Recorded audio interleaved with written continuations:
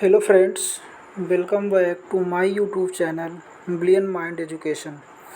इस वीडियो में हम बात करने वाले हैं कि बीएड, बीटीसी या डीएलएड जिसे कहते हैं वर्तमान में, इसमें माइक्रो टीचिंग के लिए लेसन प्लान कैसे बनाया जाता है।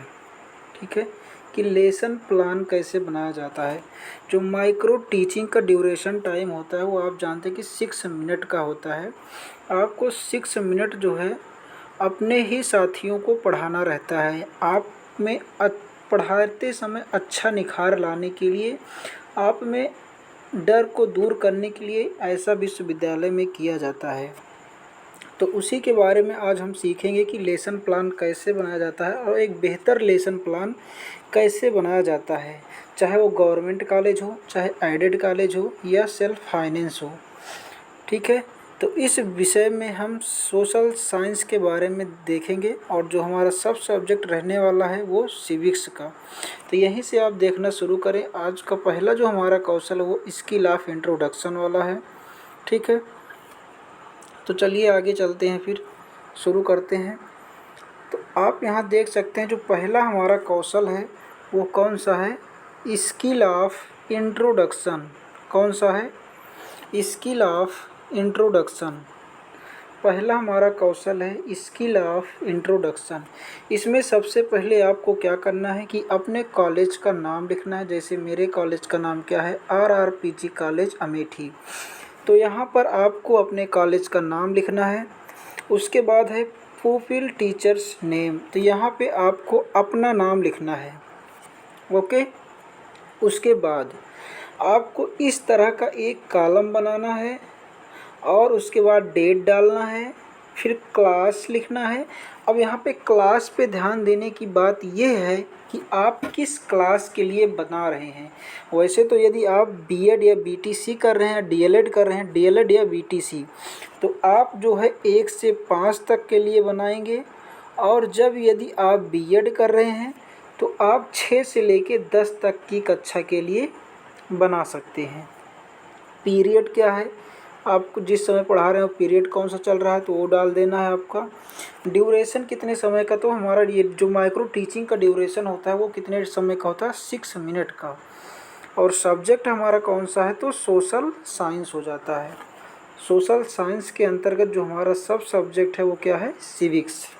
ओके, और जो हमने टॉपिक ले रखा है सिविक्स के अंतर्गत वो है ग्राम पंचायत।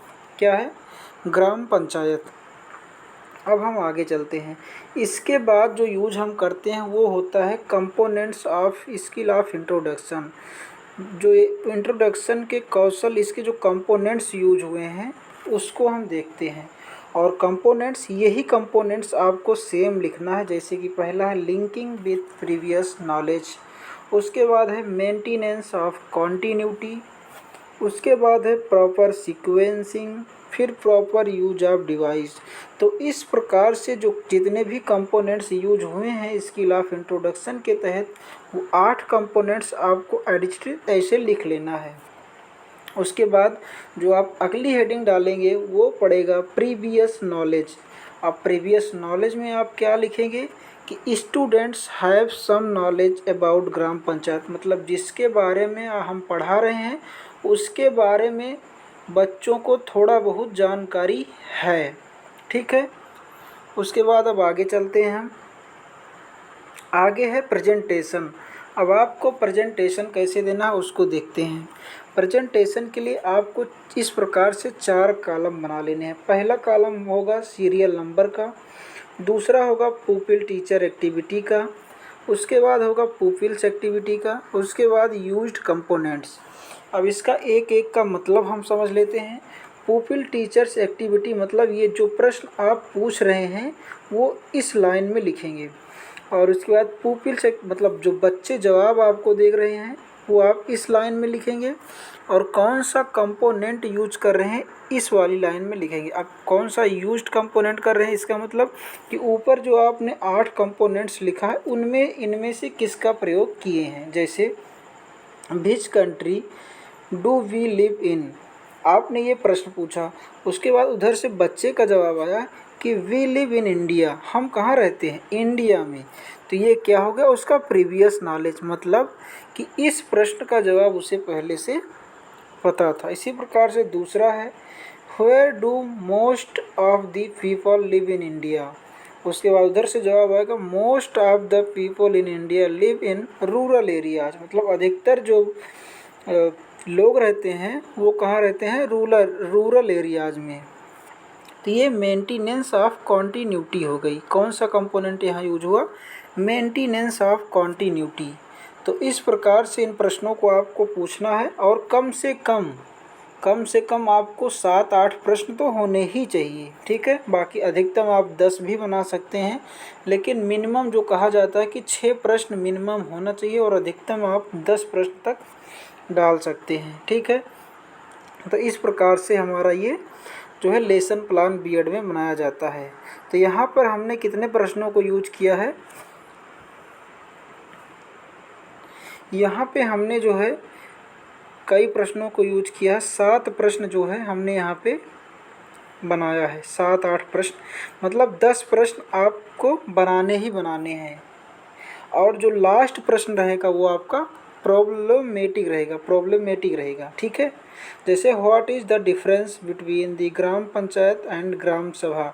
तो ये आपको एक समस्यात्मक प्रश्न बनाना है, जो लास्ट में रहेगा वो आपको कैसा प्रश्न बनाना है, समस्यात्मक, ठीक है। अब उसके बाद आपको स्टेटमेंट ऑफ द एम देना है। Statement of the aim, dear students, हमारा उद्देश्य क्या है।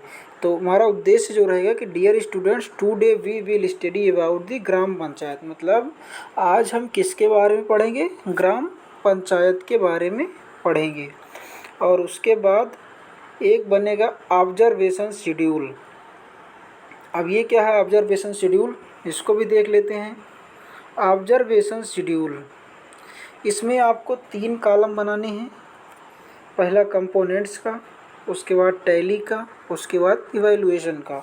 अब कंपोनेंट्स, आपने जो ऊपर 8 कंपोनेंट्स यूज किए हैं उनको एक सीक्वेंस लाइन में इस प्रकार से कुछ लिख लेना, 1 2 3 4, ठीक है। तो 8 के 8 लिख लेना है। अब टैली की बात आती है, तो टैली यहाँ पे आपको नहीं लगाना है। टैली कौन लगाएगा, ये जब आप क्लास में अपना लेसन प्लान बना के पढ़ा रहे होंगे उस समय एक आपका पर्यवेक्षककर्ता रहेगा, वो पर्यवेक्षककर्ता ये टैली चिन्ह लगाएगा। और इवैल्यूएशन में क्या करना है, ये गिनती आपको लिखनी है 1 से 7 तक, लेकिन यहाँ पे जिस प्रकार का गोला लगाया गया है ये गोला आपको नहीं लगाना, ये गोला भी आपको वो पर्यवेक्षककर्ता लगाएगा, ओके। तो इस प्रकार से इसको कुछ बनाते हैं। अब हम चलते हैं आगे, और जो हमने यहाँ पे 8 कंपोनेंट्स लिया है वो 8 कंपोनेंट्स हमने यहाँ पे लिख लिया। अब आता है नंबर कमेंट एंड सजेशन का, कमेंट या सजेशन।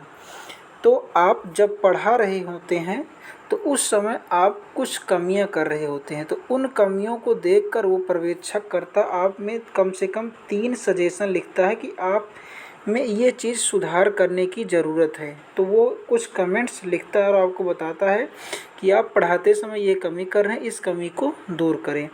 उसके बाद सिग्नेचर ऑफ सुपरवाइज़र का होता है, जो आपका पर्यवेक्षक करता है, और सिग्नेचर ऑफ पुपिल टीचर्स, मतलब आपका सिग्नेचर, और उसके बाद आपके जो सब्जेक्ट टीचर हैं उनका यहाँ पे साइन होता है। और ये फॉर्मेट जो लिखा गया है ये फॉर्मेट सेम आपको ऐसे ही लिखना है। यहाँ पे सुपरवाइज़र, यहाँ पे सिग्नेचर ऑफ सब टीचर, यहाँ पे signature of pupil teacher, okay. तो ये था हमारा लेसन प्लान।